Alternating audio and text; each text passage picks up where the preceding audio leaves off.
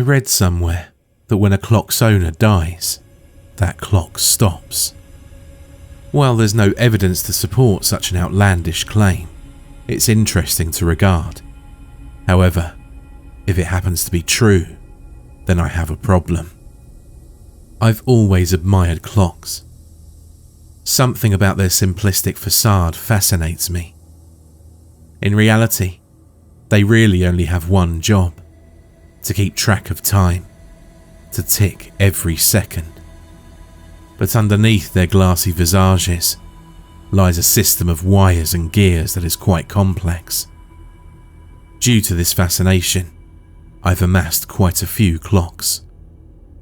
Every single one of them stopped at 1:33 p.m. today. When I got home from work, I went straight upstairs to change from my work clothes into something more comfortable. The book I'd left on my dresser from the previous day greeted me as I entered. My friend and co-worker, Randy, had given it to me.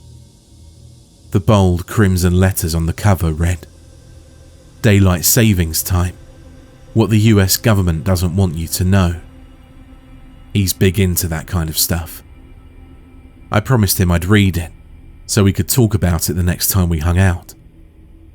The rest of my day was booked. It was then that I first noticed something was off. There was an unusual silence to my room. See, I found comfort in the symphony of groans, creaks and clicks of my house. The orchestra of old floorboards, papery walls and rhythmic clocks, all playing in tune, soothed me in a way. Clearly, I'd grown too accustomed to the music, as I was acutely aware when one of the sounds was missing. An inadvertent side glance revealed to me the clock on my bedroom wall, which no longer ticked in time. I approached the clock. Light from the midday sun flooded in through the adjacent window and danced across its face. Out of all the clocks in my collection, I was particularly fond of this one. In fact, I'd venture to say it was my favourite. My father had gotten it for me when I was a child. I greatly enjoyed its design as well. Each number was accompanied by the naval pennant for said number. This gave the clock's face a dazzling array of bright yellows, deep blues, and rich reds. Growing up, for some odd reason, I had a strange affinity for maritime collectibles. My panoply of model ships meant the world to me. Sadly, I lost them all when my father's house burned down several years ago. I guess you could say this clock was part of that collection, the sole surviving vessel of my long-lost fleet. It had indeed stopped. The hour hand hovered languidly to the right of the 1, the minute hand just to the left of the 6. 1:33 p.m. Batteries must be dead, I thought. Admittedly, it had been several months since I last replaced them. A quick battery change would have it up and ticking again in no time. I rummaged through my room, managing to find 2 seemingly new batteries. I flipped the clock over and popped them in, waiting in anticipation for the reinvigorated first tick of a clock with brand new batteries. Silence. Perhaps this is just a bad batch. I've got more batteries downstairs. Problem solved. As I combed through the various cabinets and drawers in my kitchen, I noticed that several other clocks had stopped at 1:33 as well. I stood as motionless as the timepieces. The restless hum of pure silence crescendoed impotently in my ears, lusting for sound. Frantically, I flew from room to room, searching for any noise. Like an ever-tightening noose, reality slowly set in. It wasn't just several clocks that had stopped, it was all of them. Father Time had abandoned me. In a futile attempt to console myself, I searched for time in an online search engine, hoping in some way that it would tell me everything was fine. I wagered my sanity on one search. 1:33 p.m, Friday, August 16th, is what it said. I swallowed hard. My heart drummed, offbeat in my chest. In what I now acknowledge as a foolish move, I gathered all of my analog clocks. I spread the silent fleet along the cold sea of my bedroom floor, the glassy stillness engendering a visceral anxiousness within me. I began fiddling with each clock's dial. I needed at least one of the clocks to move, or make a sound, to do anything at all. But, like stubborn children, they persisted, remaining stuck in place. Panic had long since set in. I paced around my room like a madman, unable to comprehend this nightmare. It was in this manic state that I noticed them. The lumps forming in the centre of each of the clocks. It was almost as if a pocket of air had gotten trapped beneath the glass. For some reason, my eyes once again drifted to the book that Randy had given me. It beckoned me. I decided to call my friend. The line droned as it rang. A moment later, it clicked as the call connected. Hello? Randy, hey. My voice quivered as I spoke. What's up, dude? I can't remember the last time we had a phone conversation. Everything okay? I hesitated. Yeah, totally. I was just curious. Are your clocks still working? Weird question, I know. I forced a laugh. What kind of joke is this, man? Indulge me, I replied. He huffed. Yes, my clocks are still working.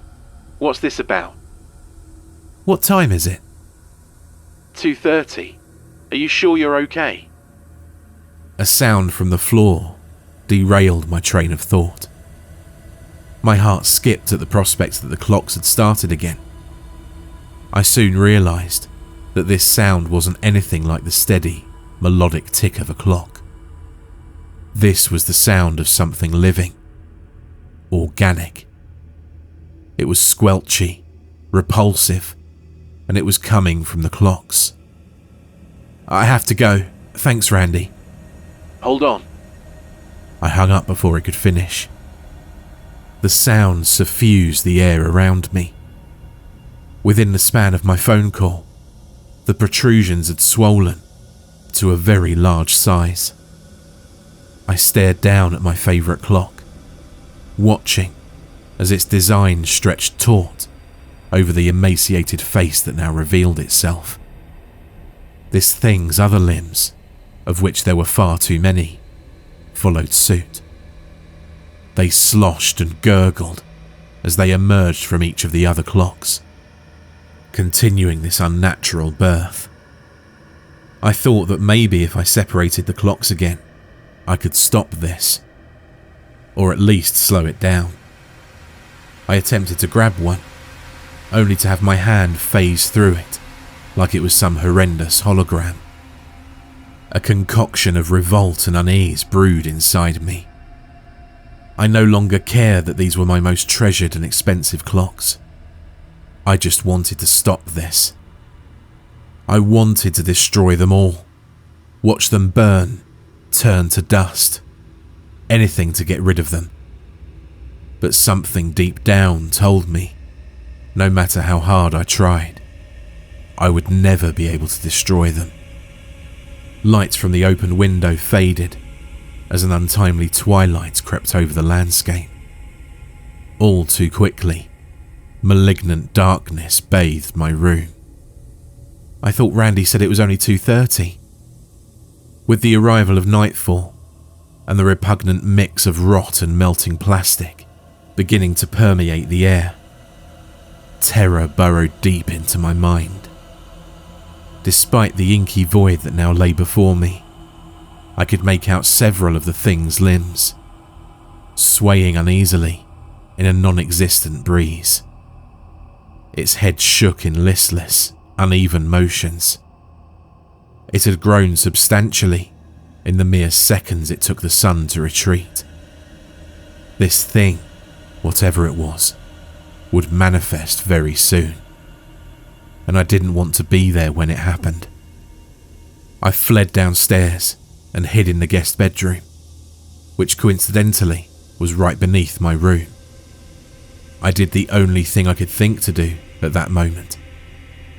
I called Randy. So now you want to talk. What is up with you, dude? You're not acting right. Something's coming after me, Randy. You've got to help me. It came out of the clocks. Every one of my clocks, they're melted. It's in my room. Something horrible's coming. Slow down, I can't understand you. What happened to your clocks? Just get over here as soon as you can, please, and bring your 12 gauge.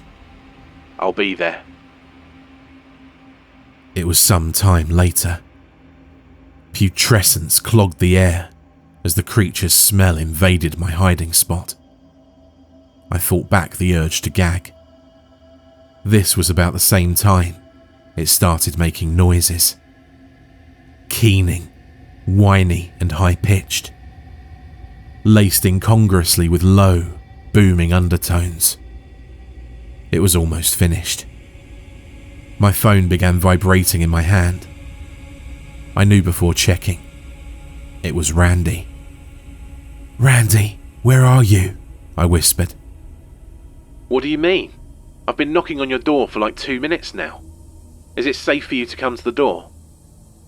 The noise from upstairs hadn't become loud enough to drown out the sound of someone pounding on my front door.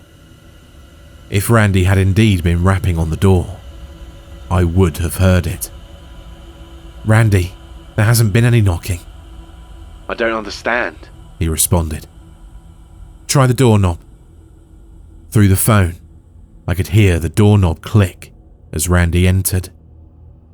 It's unlocked. I'm running upstairs right now, he said. The truth hit me like a freight train. I now realized he wouldn't find anything up there. There's nothing here. I've had enough of this. Just tell me what's going on. I couldn't muster the strength to respond. What the hell's going on? He shouted into the phone. "Can you do me a favour?"